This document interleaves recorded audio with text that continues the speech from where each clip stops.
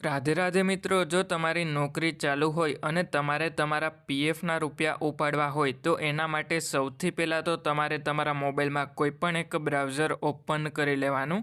જેમ કે તમારા મોબાઈલમાં ક્રોમ બ્રાઉઝર હોય તો ક્રોમ બ્રાઉઝર ઓપન કરી અને એમાં તમારે ઈપીએફઓ કરીને સર્ચ કરી લેવાનું.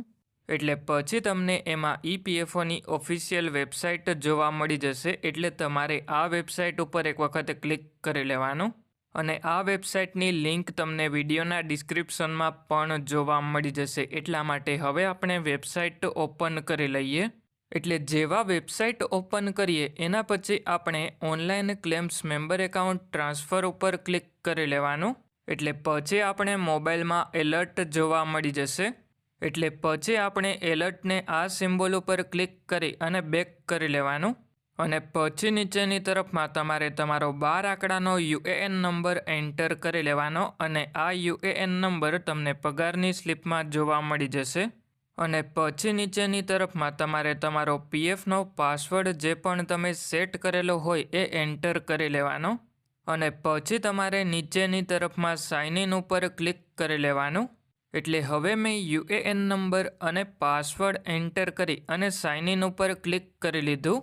એટલે એના પછી આપણા મોબાઈલ નંબર ઉપર એક ઓટીપી આવી ગયો. હવે આ ઓટીપી આપણે એન્ટર કરી લઈએ. એટલે હવે આપણા મોબાઈલ નંબર ઉપર 988236 કરીને ઓટીપી આવી ગયો. એ ઓટીપી એન્ટર કરી લઈએ. એટલે જેવો ઓટીપી એન્ટર થઈ જાય એના પછી નીચેની તરફમાં તમારે સબમિટ ઉપર ક્લિક કરી લેવાનું. એટલે પછી તમે તમારા પીએફ એકાઉન્ટમાં લોગિન થઈ જશો. એના પછી ઉપરની તરફમાં આ 3 લાઇન ઉપર ક્લિક કરી લેવાનું. અને પછી તમારે નીચેની તરફમાં મેનેજ ઉપર ક્લિક કરી અને કેવાયસી ઉપર ક્લિક કરી અને જોઈ લેવાનું કે બેંકની અને પાન કાર્ડની કેવાયસી તમે કરી લીધી કે બાકી છે. કારણ કે જો તમારે તમારા પીએફના રૂપિયા ઉપાડવા હોય તો એના માટે બેંકની કેવાયસી તો તમારે કરવી જ પડે. અને જો 50,000થી વધારે પીએફના રૂપિયા ઉપાડવા હોય તો પાન કાર્ડની કેવાયસી પણ કરવી પડે. એટલે કેવાયસી કરી અને પછી નીચેની તરફમાં ઓનલાઈન સર્વિસીસ ઉપર ક્લિક કરી અને ક્લેમ ઉપર ક્લિક કરી લેવાનું. અને પછી તમે જે પણ બેંકની કેવાયસી પીએફ એકાઉન્ટમાં કરેલી હોય એ બેંક એકાઉન્ટ નંબર એન્ટર કરી લેવાનો.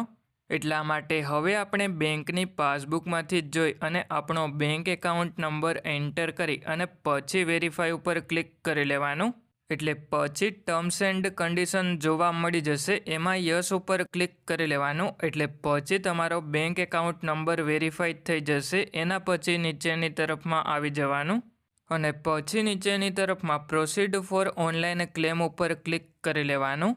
અને પછી તમારે નીચેની તરફમાં આવી અને પછી સિલેક્ટ ક્લેમ ઓપ્શન ઉપર એક વખત ક્લિક કરી લેવાનું. અને પછી એમાં પીએફ એડવાન્સ ફોર્મ 31 કરીને સિલેક્ટ કરી લેવાનું.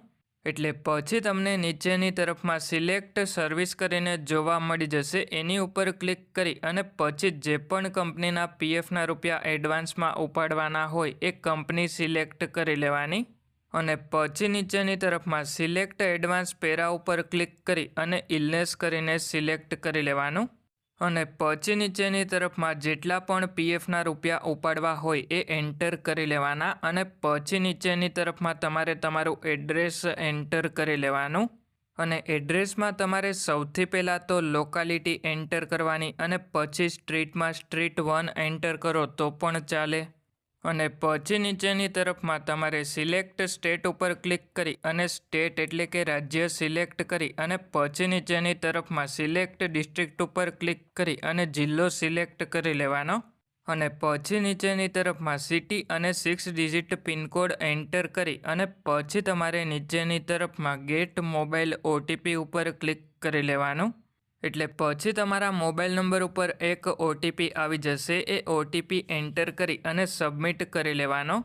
એટલે પછી તમારું ક્લેમ ફોર્મ પોર્ટલ ઉપર સબમિટ થઈ જશે. અને પછી થોડાક દિવસની અંદર તમારા બેંક એકાઉન્ટમાં તમારા પીએફના રૂપિયા જમા થઈ જશે.